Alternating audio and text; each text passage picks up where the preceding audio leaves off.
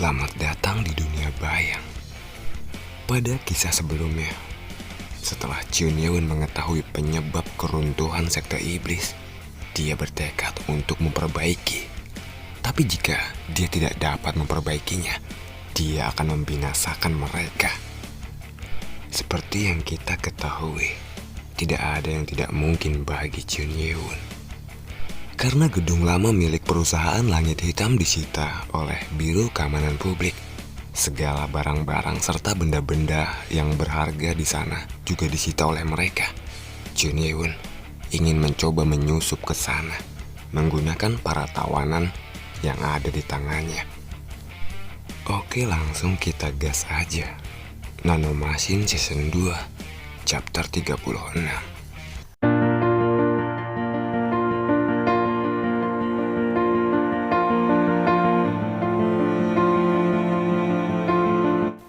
Direktur Biro Keamanan Publik, Sang Yugen, tidak mengerti mengapa Lee Myung bisa ada di sana.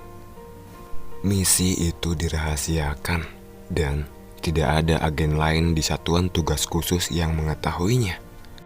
Setelah Direktur Sang Yugen mencoba menenangkan pikirannya, dia bertanya, "Apakah pemimpin tim Lee Myung ada di sebelahmu?"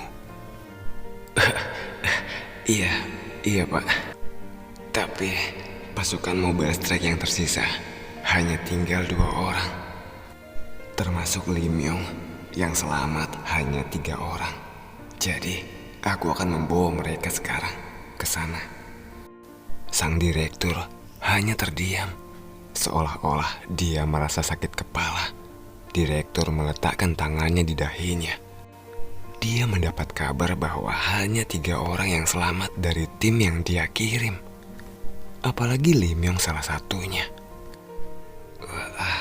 Mengapa jadi begini? Apa yang harus aku lakukan?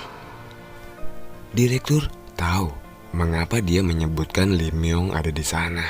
Pasti agar direktur tahu bahwa rahasia mereka telah terbongkar. Direktur Sang Yugen yang merenung sebentar, dia menyipitkan matanya dan berkata, "Aku akan membuka gerbang belakang gedung satuan tugas khusus. Angkut mereka ke ruang bawah tanah ke-5. Ucapkan selamat kepada Lee Myung atas kontribusinya yang bermanfaat dan bawa dia bersama." "Baik Pak Direktur, kami akan sampai di sana dalam 10 menit. Oke. Panggilan telepon terputus.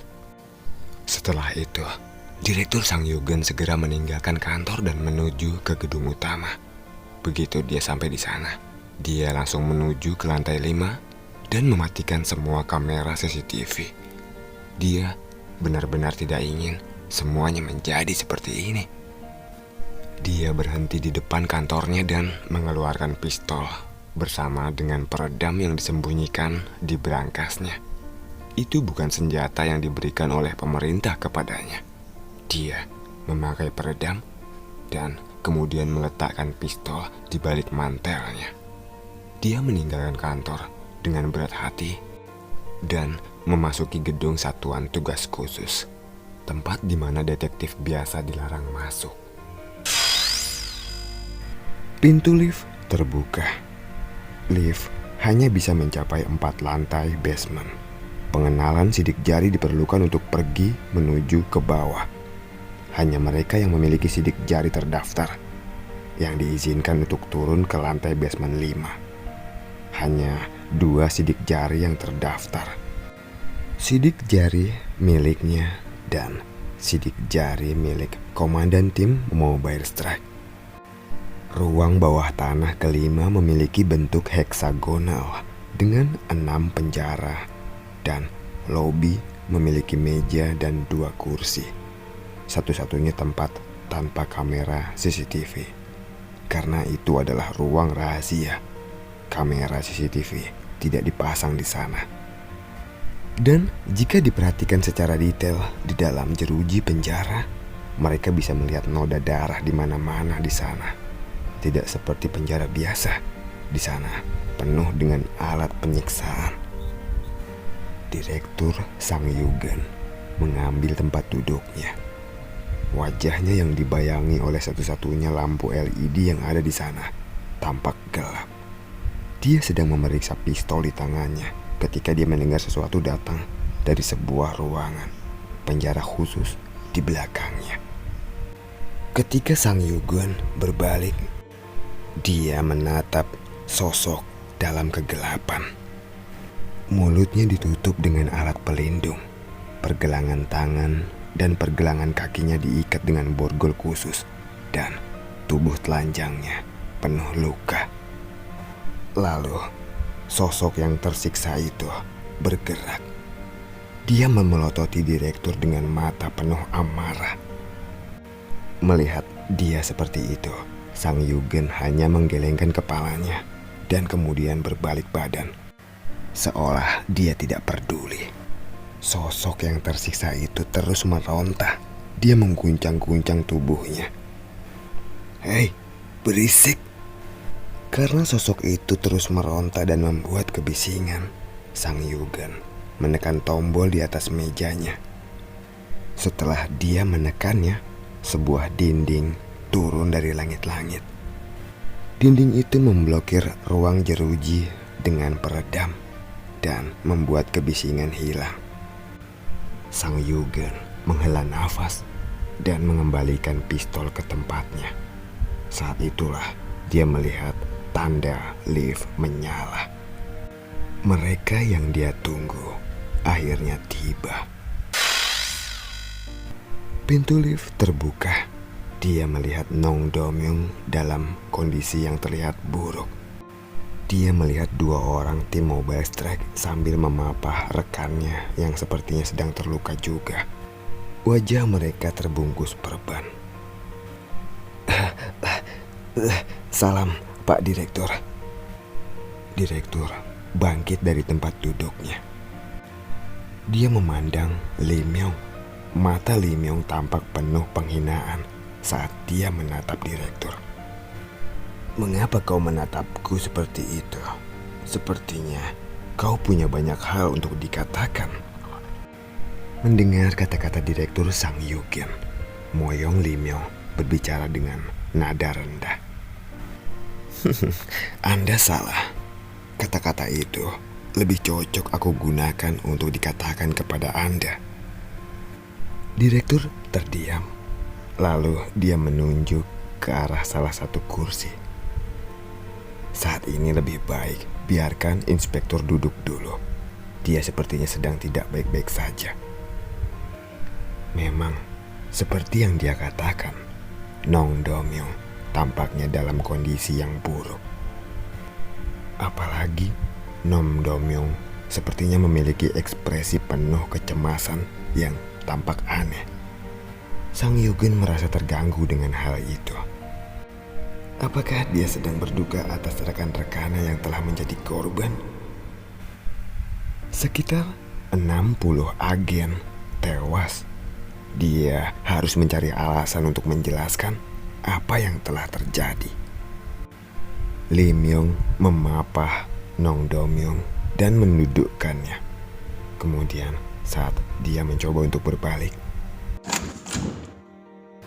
direktur mengarahkan pistol yang dilengkapi dengan peredam ke arah kepalanya. Lee Myung menatap direktur Sang Yugen dengan tatapan emosi. "Apa maksudnya ini, direktur?" Sang Yugen bingung ketika Lee Myung tampaknya tidak terkejut dengan tindakannya. "Mengapa kau ingin membunuhku, direktur?" "Salahmu sendiri. Aku sudah memberitahumu untuk tidak melibatkan dirimu dalam hal ini." "Tapi, bukankah aku juga sudah mengatakan itu bukan sesuatu yang bisa aku hindari? Dan apa yang direktur lakukan sekarang bukanlah cara Biro Keamanan Publik untuk melakukan sesuatu." Mendengar kata-kata Lee Myung itu, direktur menggelengkan kepalanya. "Kau ini sangat naif ya. Apakah menurutmu keadilan dapat dilindungi dengan kebenaran saja? Ketika kau masuk ke lumpur, kau akan menjadi berlumpur." Cih, kata-katamu sama saja dengan Inspektur Nong.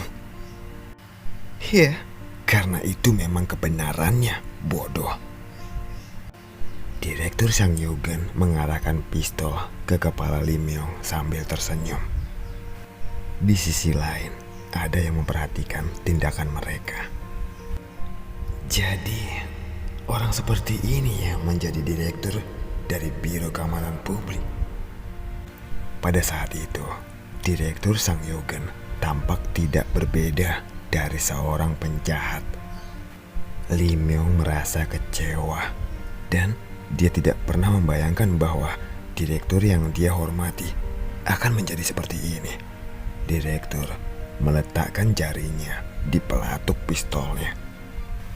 Lim Yong, meskipun kau jujur, tapi kau terus saja ikut campur dengan urusanku. Kau pasti mengerti kan apa yang aku katakan? Direktur, kau akan menyesali semua ini. Menyesal? Apakah kau sedang mengatakan bahwa jika aku membunuhmu, maka perusahaan Yeon akan mengincarku? Begitu? Moyong Lim Yong tidak menyangkalnya. Sang Yugen yang hendak menarik pelatuknya berhenti sejenak dan tertawa. Rupanya kau orang yang lucu juga ya. Kau benar-benar orang yang bodoh yang tidak mengetahui kenyataan. Hei, kau pikir aku sedang bercanda? Dengan mata tidak senang, Lim Yong berteriak padanya.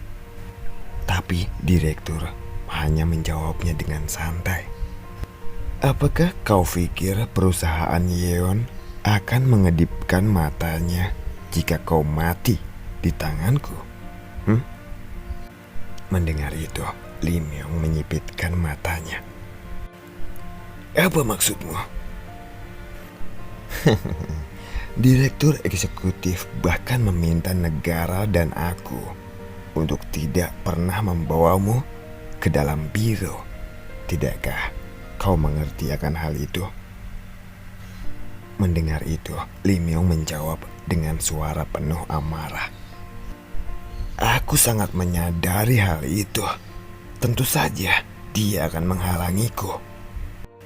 Departemen Kepolisian Keamanan Publik itu milik Dewan Negara Bagian yang lebih tinggi dari Asosiasi Murim. Jadi dia berpikir bahwa tidak ada yang ikut campur. Direktur Sang Yugen merasa derajatnya lebih tinggi daripada direktur Asosiasi Murim. Moyong Lim Yong, aku yang mengizinkanmu untuk masuk ke dalam Biro Keamanan Publik. Apakah kau pikir aku memilihmu karena kau luar biasa? Hah? Sang Yugen berkata seperti itu sambil melotot ke arah Lim Yong. Awalnya, tugas kami adalah menjaga Asosiasi Murim dan orang-orang Murim. Jadi aku mencoba merekrutmu. Kupikir kau akan berguna di masa depan nanti. Apakah maksudmu?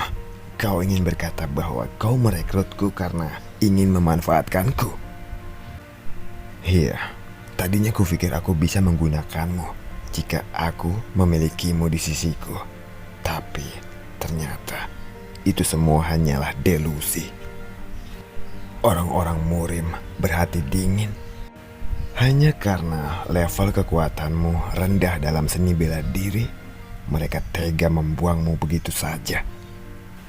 Sia-sia kau menyandang nama Moyong. Kau telah dibuang dari keluargamu. Pada kata-kata sarkastik direktur, ekspresi Lim Yong terdistorsi. Direktur Sang Yugen seperti mengatakan bahwa dia hanya menggunakan Lim Yong untuk memantau perusahaannya atau menggunakannya sebagai sandera saat dia dibutuhkan. Jadi, kau ingin membunuhku karena kau merasa bahwa aku tidak berguna lagi untukmu. Hei, kau jangan bersedih begitu. Sebenarnya, Aku hanya memberikanmu hadiah. Jika bukan seperti ini, kau mungkin akan menghabiskan seluruh hidupmu sebagai detektif biasa yang mendapatkan uang pensiun. Bukankah lebih baik kau mati daripada menderita hidup seperti itu? Direktur berkata dengan tatapan dingin. Kalau begitu, selamat tinggal, Moyong Limyong. Direktur Sang Yugen menarik pelatuknya. Cahaya menyala dan peluru ditembakkan. Namun ada yang terasa aneh. Peluru yang seharusnya menembus kepala Limyong melayang-layang dan hanya berputar-putar di udara. Apa-apaan ini? Kebingungan, Sang Yugen tidak tahu apa yang terjadi. Lalu Limyong berkata, apakah tawaran itu masih berlaku? Apa yang kau bicarakan? Direktur Sang Yugen bingung dengan cara bicara Limyong.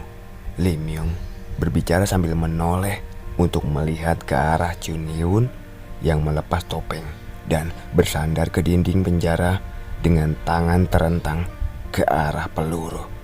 Dia seperti sedang memegang peluru dari jauh. Ya. Direktur terkejut karena dia tidak tahu harus berbuat apa.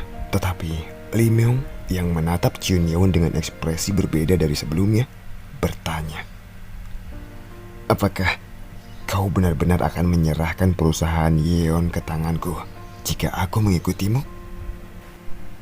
Atas pertanyaannya itu, Chunyewon menjawab dengan senyum di bibirnya. Itu tidak sulit bagiku. Ketika Chunyewon menjentikkan jarinya, peluru yang berputar di udara hancur menjadi bubuk dan berserakan.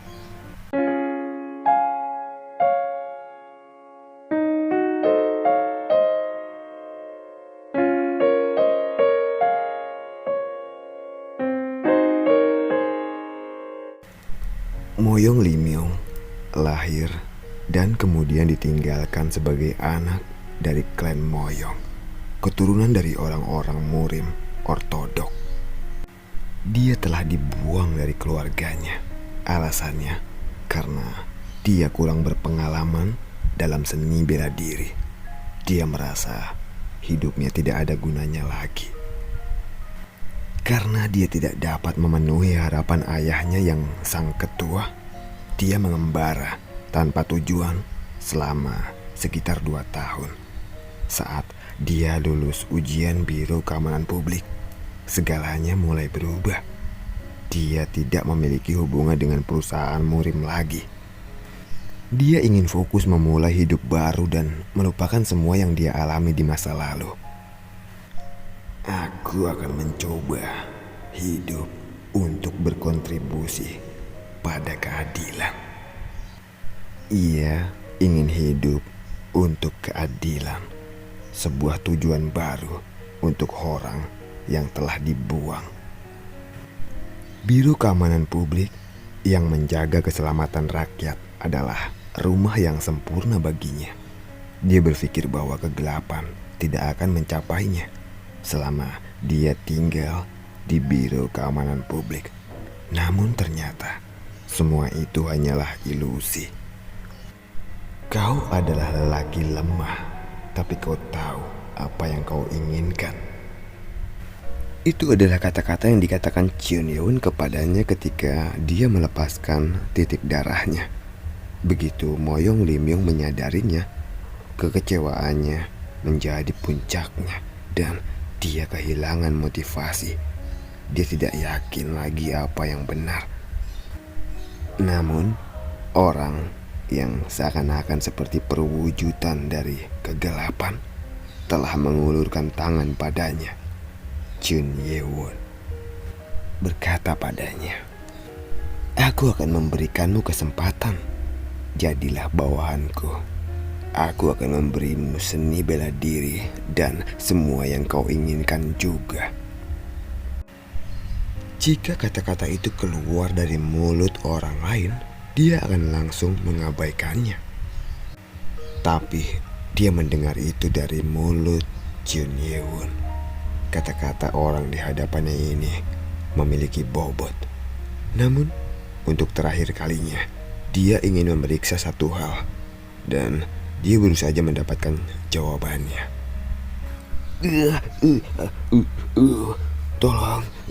Tolong aku, tolong. Tubuh dari Direktur Sang Yugen terluka di sana sini. Itu adalah hasil dari ledakan bom nano di dalam tubuhnya. Dan tidak mungkin dia bisa menahan rasa sakitnya. Sang direktur berhasil menahan rasa sakit dari 4 atau 5 ledakan. Tetapi ketika bom berikutnya meledak di tempat yang vital, rasa sakit itu tampaknya seperti tak tertahankan. Sang Yugen berlutut memohon ampunan untuk hidupnya.